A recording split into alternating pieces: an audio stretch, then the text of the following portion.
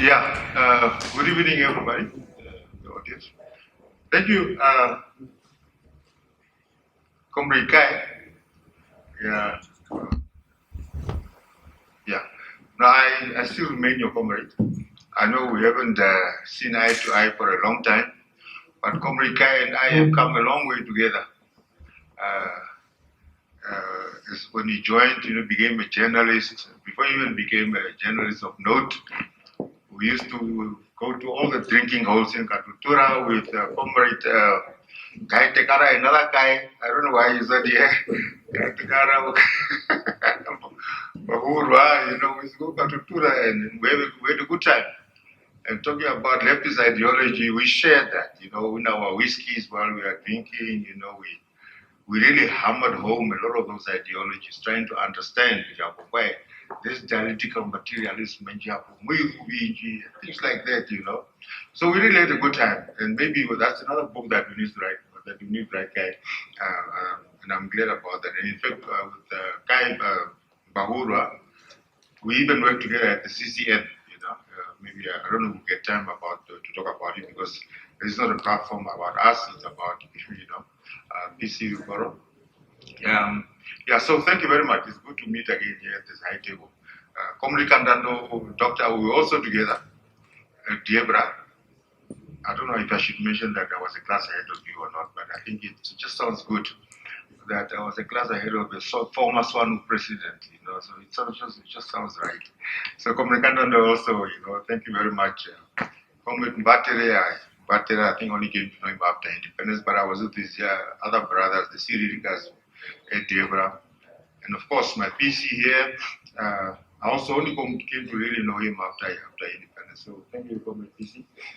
I don't know, you should also call you Comrade Dr. PC because of political affiliations. Now, ladies and gentlemen, I'm not going to waste your time. I've already done that. I also just want to thank you. Unfortunately, they've left now, the two authors. I also don't know why they thought I should also be one of the panelists, but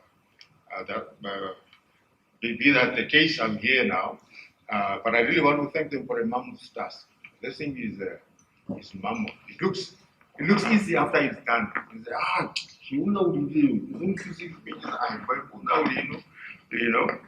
easy to say that. But even just 2 pages, just remember from those high school essays that we used to write about the holidays, my vacancy and so on. It was just difficult to even just finish 1 page, Imagine all those pages. And for you to get to those pages means that you must have read the manuscript should have been probably 400 or 500 pages. And you needed to then trim it down to a sizable, number of pages here. So I really thank them for a job well done. The other people have already been welcome, so I will not repeat that. Comrade Dr. Panduleni, I asked you to take out all my teeth. You refused, so thank you very much for being here. And I don't know now, maybe the SWANU comrades can help me. I don't know who's the current SWANU president, but I see my comrade Charles. But anyway, I leave that to the SWANU people to sort out. Now, I don't know how many minutes we have accommodated. We are running behind schedule. Yeah, just the presentation, just for the start. Learn from me that I told you that I'm a journalist, concise and yes, yeah, sure. So what I'm saying is, and I think also when I met the two authors when they brought the book, or after they brought the book, is that writing is a very complicated process. I'm also actually a writer, a process writer. I used to write actually a newspaper column for 9 years. Although my qualifications are in non-literature, but it's something that is within me. I like language. I just like the aura. I just like the way humanity has developed this way to communicate, the nuances that are there and so forth. So I've always liked writing, and I told them that the writing. And maybe I can use that. I know you said we should try and stay away from academia, but I also saw in the book that the comrades are using it, and I know Comrade Kandando, he likes the word of dialectical materialism, but it's also a dialectical process in the sense that when you start writing, the stuff you write starts to talk back to you also. So it's not just about you writing. Because after writing, you realize, but why am I using this word? What happened afterwards? And then you end up, with a lot of issues that you never even thought about.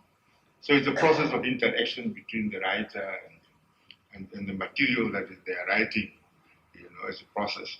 So as a result, you don't really finish it, you just stop. You decide at some point that, no, look, I must stop, because otherwise you will end up writing 1,000 pages and so forth. So I congratulate them for at least coming to that point where they said, look, this is what we can do, maybe in volume 2 or other volumes, or maybe other people's contributions can take it further. Because remember, all of us are trying to paint a picture of this person here. I'll keep referring to PC Rukoro. I don't want to just call him Vekuii, just for sensitivities, and to put everybody at ease. So each one of us has got a certain knowledge about him, and maybe even questions about his life. Why did he do that? Why did he not do that?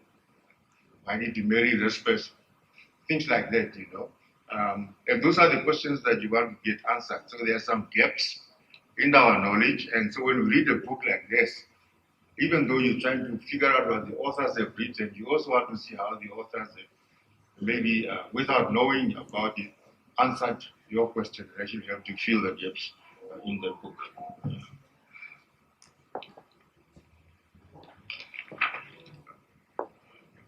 So, I therefore admire the fact that the authors have attempted to locate their work within the literary conceptual framework. And that is the thing I was looking for. I know you said we shouldn't be academic, but the way the book is written is very clearly academic. It's not just a narrative of a person who was born here, he did this, grew up, he did that. I think the good thing that the authors have done is to try to create a context, the political context, the social context, the cultural context, so that you can understand the motivation. There may not be a causal relation between the background and the events that transpired in the life of the person, but there is still some kind of relationship out there. And that is what they have attempted to do, and they've done it greatly. Very few authors do that, and they even in fact actually explain the conceptual framework of a biography as a genre and so on. So I think from that point of view, they've done a great job. For instance, now in the cultural background, we'll try to make us understand the birth, when and where he was born and what was happening at the time of his birth. The naming, of the baby, the upbringing, and I'm glad that people like Rukoro is here. People from the family, as I saw the son, two daughters are also here, so they can maybe also help us fill those gaps about the romance, married, family, and schooling, and so forth. Now, because we don't have a lot of time, I would just like to run to explain how it has also helped to fill gaps for me. Because as you know that PC is somebody that almost everybody knew. Yeah, he was older than me by about 9 years. But because I'm also from Omaruru, from Machete, some of those towns that are being mentioned there, like Ovaherero, which are also the towns that our childhood memories are also. So there's an intersection also obviously between PC Rukoro and myself. And so we've always heard about this guy, It's just that one of those people, obviously very good-looking person, very handsome. I'm not doubting my gender, please. I'm just stating a fact. Very articulate, the way he comes across and so forth, And so you always ask questions, and you hear about this guy. He's here, he's one president, all of those things that are happening, and you start to ask questions. For instance, I wanted to know the authors on page 8 are telling us he was born in Otjiwarongo. And then Pele told us that he was born in 1954. And that at the time, they also bring it to try and make us maybe understand whether there's a relation or not, we don't know, but it is they are bringing that the fact that in that year, the South African native affairs were placed under the direct control of Pretoria. Because remember, that was the time the League of Nations and all of that, and we were trying to figure out what to do with Namibia as a trustee of the UN and so forth. And then also about the father, I did not know. I even think only people came to know later that his father is actually from Guru and Sebuanga, because we've also known him as Rukoro from Olondati, so I came to know about his father, and which is very good for me. So I filled in that gap as well for me. And that his mother, and that there was a problem with his upbringing, especially with the feeding, the breastfeeding. The mother had issues, and as a result, he was breastfed by another woman, not his mother. Those are important things, especially for psychologists when they try to look at the upbringing and so forth. They try to understand how the childhood could have or would have did affect, the behavior of a person. And that the mother obviously passed away while he was only 5 years old. That's very important for me. So he was never raised really by his father, his own mother. But it also brings into focus the importance of the external family, because now the aunt or the senior mom, whatever the case might be, raising him, it was his uncle, Uazuva Rukoro, who raised him. It's a pity they spelled the name wrongly there. I told them also about it.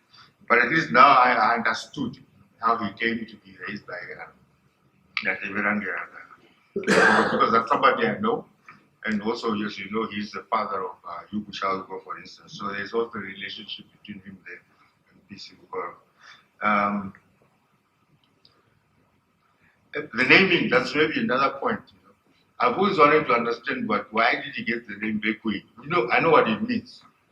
Vekuii, but I don't know in what context. Why was he called Vekuii, for instance?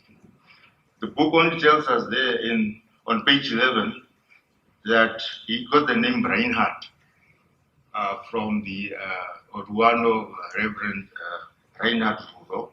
When he was baptized, he just gave his name to his boy. He said, "Okay, you're going to be Reinhard Rukoro." But as to the Vekuii, it remains to me a mystery up to now. So maybe our friends there can help us. Because for me, that's very important, the importance of the name. And also the Oshakuyambera, because I never understood why it was called Oshakuyambera. Because I thought, because I know Kuyambera is a surname. I know the meaning, the Shirero meaning of Kuyambera. Because my mother's middle name is also Kuyambera. I know that Kuyambera was the father of Munda, who became the father of Kutako, and so on, So they explained to me there what it actually meant, which was very, very useful for me.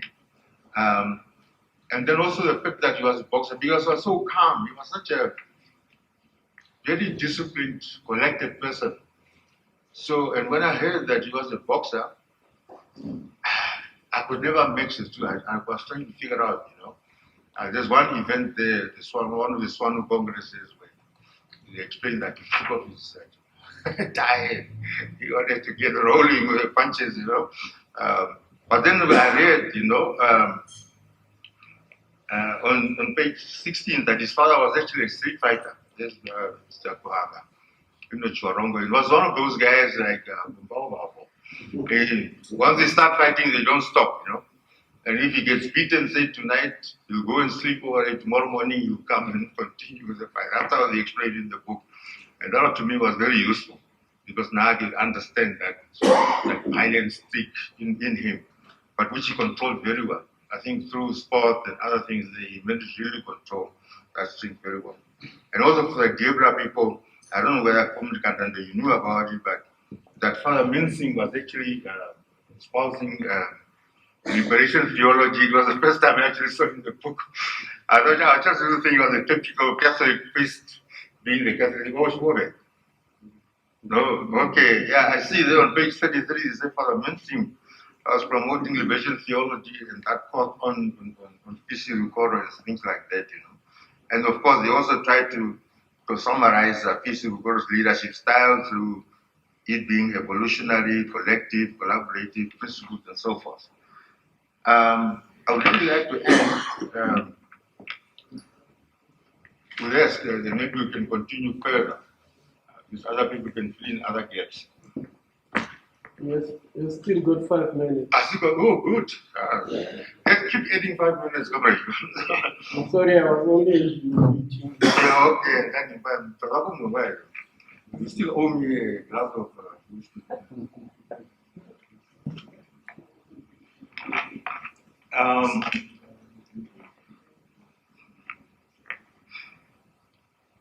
Because I've always wanted to understand, because see, until I joined the OTA, you know, he brought me in there as the secretary for marketing, and essentially I was his propaganda man, you know, or a wingman, as they say in the US. And for the first time, I got an opportunity to really be close to him, because remember, I was always an aloof guy. I would always see him there. And of course, in the 80s, we can talk about it later. When I was at CCN, we met. I also did not know that actually he was involved in the formation of the Christian Center, and that became the CCN, because I worked for the CCN also in 87 and so on, but I never found him there. But he had probably left for studies in the US by then. So that was also eye-opening to me. So I came to learn a part of him about leadership, because on the outside he appears like somebody who talks a lot, you know? And that is because most of the time he's being quoted, obviously he's always quoted as talking. So you always think that somebody who's as the leader, as the chairman, will probably just be cutting people and deciding, no, look, autocratically, this is what you're going to do. You know, yeah, that is the type of image I had about him. But surprisingly, you know, when I joined OTA, I was surprised. It's just the Rukoro that we're hearing about, the PC. And I like the way they explain it here on page 20. And I would just like to read, unless there's somebody who wants to read it me on the book. I try to rewrite it in my very ugly handwriting. But this is what they're saying, the authors, about Vekuii, and I think they summed it really well.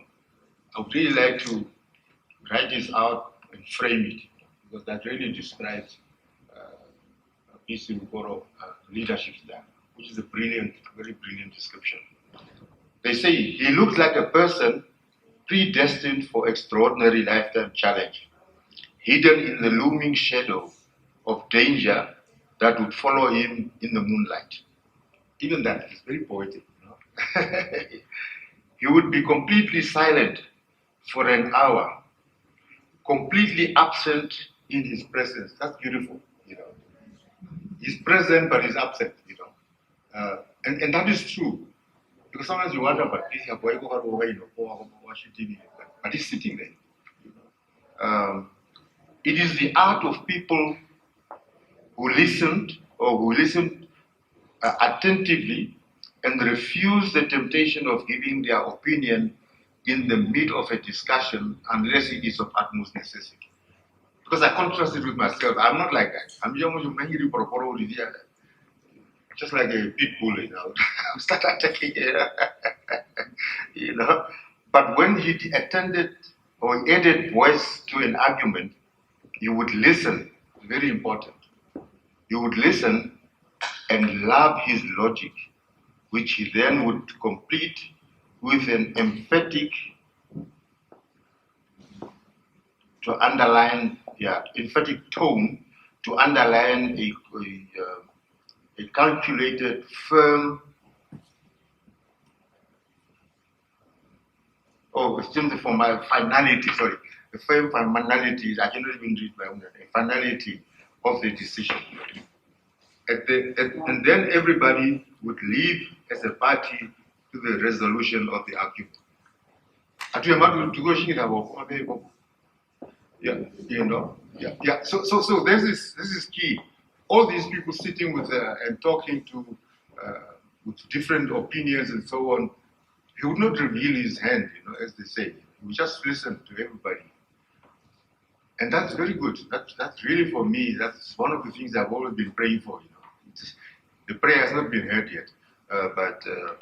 And so I was very, very happy to hear that about my comrade dearly departed. Finally now, Mr. Chairman, let me conclude with this one. It's also related to this one, because remember, I'm looking for SWAPO and so on. I think that was very objectively done also. And for instance, why did you leave government to join the private sector? And things like that. So most of those things we know. We may have different understandings about it, but at least on a factual basis, we have those things there. So that's why I would like to conclude with this paragraph here. And it's on page 19.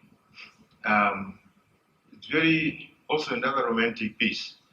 It's about PC Etokomide, I think one of Okomide or Kondomba, one of those villages. Okondomba, yeah. However, Okomide and Okondomba is where he became conscious of his existence as a small boy.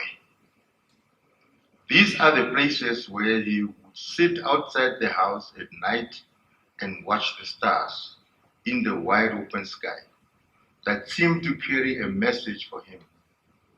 Beautiful, just the setting. That's why I like these guys, the way they write. It was strange. He felt that they were champions, just like those morning stars that, according to the Bible, led 3 shepherds to find Jesus in Jerusalem. The stars that he liked to watch at night seemed to predict, and that's very key, seemed to predict that he too was destined for a long, long journey in life. Beautiful.